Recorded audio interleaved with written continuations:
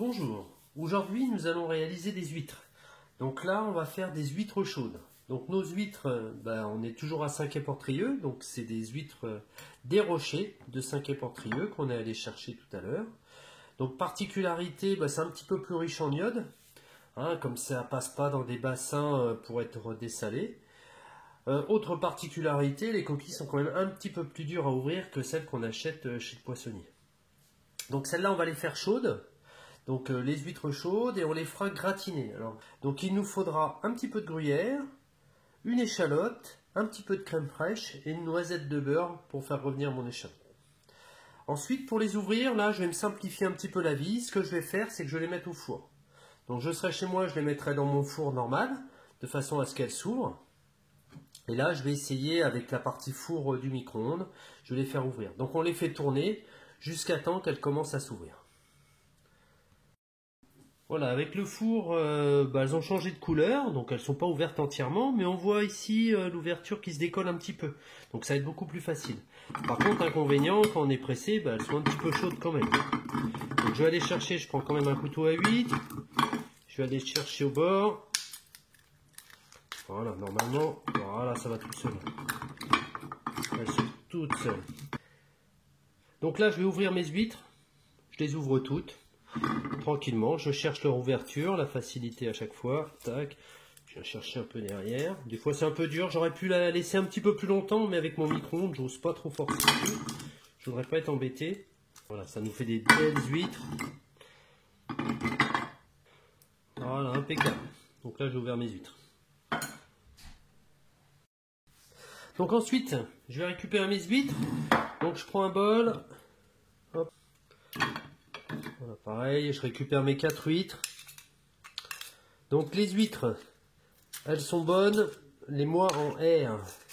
Et les mois en R, donc ça fait de septembre à avril. Et tout le reste, de mai à août, c'est leur période de reproduction. Donc là, elles ont tendance à être laiteuses. Donc il peut y avoir des exceptions, mais en général, dans les mois en R, elles ne seront pas laiteuses. Bien que sur les cailloux, on a des fois des exceptions. Voilà, j'ai fait mes 4 huîtres. Donc je vais bien laver mes huîtres à l'eau pour éviter qu'il y ait un petit morceau d'écaille, etc. qui soit dedans. Et je vais laver aussi mes huîtres qui me serviront de récipient. Je vais en profiter pour ciseler finement une échalote. Donc je coupe mon échalote en petits bouts. Et je vais faire chauffer une noisette de beurre sur ma poêle. Dès que la poêle est chaude, je fais revenir mes échalotes. Voilà, j'ai mon beurre qui chante. Allez, je mets tout de suite mon échalote. Voilà, et je fais revenir. J'ajoute mes huîtres que j'ai préalablement nettoyées. Alors, pareil, je fais revenir un petit peu. Voilà. Jusqu'elles changent légèrement de couleur. Donc l'idée c'est de faire cuire quand même un petit peu les huîtres.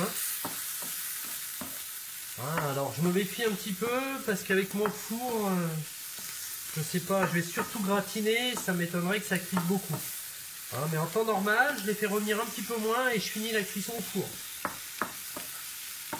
Là, je vais les faire cuire un petit peu plus à la poêle, en les surveillant quand même. On voit les couleurs qui changent au fur et à mesure. Donc je fais attention que ça ne brûle pas. Donc on va retrouver notre petite odeur noisette du beurre. Pour limiter ça, on rajoute des fois une petite goutte d'huile. Ça évite que notre beurre il brûle et qu'il reste sur le côté noisette. J'arrête tout.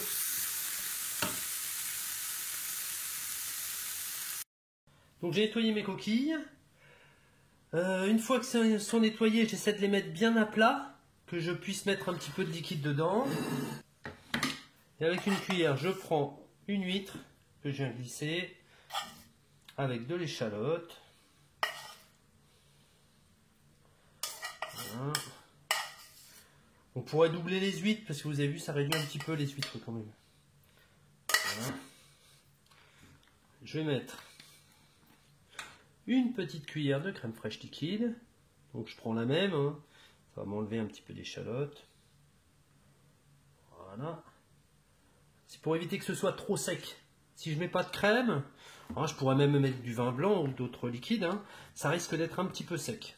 Alors je regarde si j'ai bien mis. Hop, voilà. Ensuite, un petit peu de poivre, toujours pareil, mon petit 5 baies, mon petit sel, donc un local si vous avez. Et dessus, je rajoute un petit peu de gruyère. Voilà. Donc là, tout est cuit. Mon seul objectif, c'est que ça gratine un petit peu.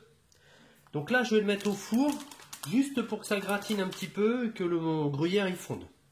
Donc là, si mon gruyère y fond, il colore un petit peu, je serai content. Dans un four normal, hein, on met le grille et on le surveille parce que ça part quand même assez vite.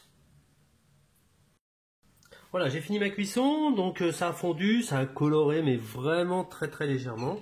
Mais avec le micro-ondes, je crois que j'arriverai pas à faire un mieux. Au four, en quelques minutes, c'est tout de suite coloré. Si je la fais cuire trop longtemps, je prends le risque que ça devienne caoutchouteux. Il faut faire attention, quelques minutes suffisent à donner la petite coloration. Donc là, il me reste encore un petit peu de jus, donc maintenant, il n'y a plus qu'à déguster. Bon appétit!